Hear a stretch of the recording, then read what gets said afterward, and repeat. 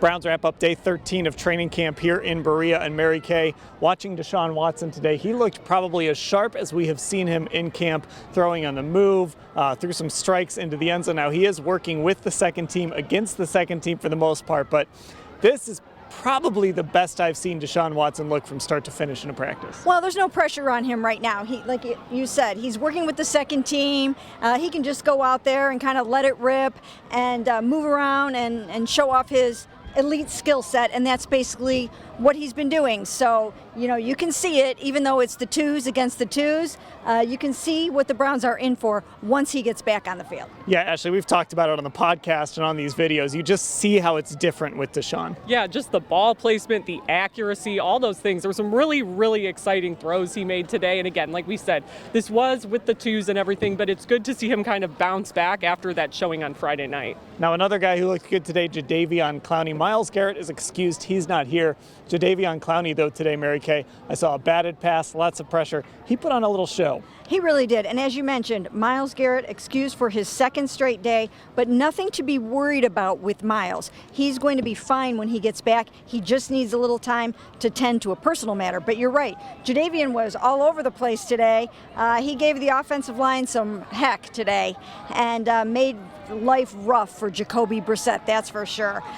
So, you know, good to see that because Jadeveon's going to play a huge role in that D-line this year. Ashley, whenever I see those two, I can't help but remember Baker Mayfield calling them his tiny friends last year in training camp, and he's going to be the first guy up for those tiny friends to face. Yeah, and Jadeveon Clowney, you know, I was talking to Lance Reisland on the sideline, and he was like, the pass protection today just has not been great, but it was because Jadeveon Clowney was blowing everything up. And of course, that's what a guy like this does. That's why I think he was so important for this defense to convince him to come back for this season. And it's also worth noting again, like we did with Deshaun, that it was Chris Hubbard going against him and not Jack Conklin, which would be the normal matchup. But Jadeveon can kind of have his way with most people. Now, one more thing to get into. Stump Mitchell today talked about two running backs specifically, and we'll start with Kareem Hunt. Mary Kay, he said he believes Kareem Hunt, if he just learns a little bit of patience, can be one of, or if not the best running back in the league. Yeah, and you know what?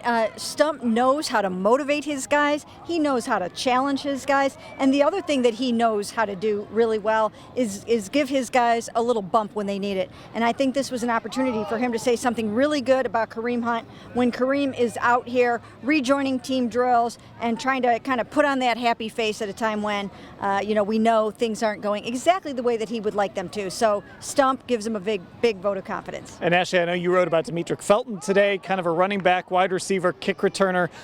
Stump sort of said, hey, that's good for us that he can do all those things. It's a little tough for him, but Demetric has been pretty unfazed by it all. He has been, and you know what Stump is talking about is when you have especially a younger guy who needs to develop. Demetric Felton's been back and forth between two rooms, two roles, and that's not even on top of the special team stuff he's done. So he's had to learn a lot and adapt quickly without being able to hone specific skills necessarily. But it gives the Browns a ton of depth, and he said, you know, he's been helping out of the receivers, obviously. They've been kind of marred by injuries so far this camp, but if the running backs were in a similar situation, they would feel confident in him to do that as well. All right, day 13 of training camp in the books. We'll cover it all at cleveland.com/Browns.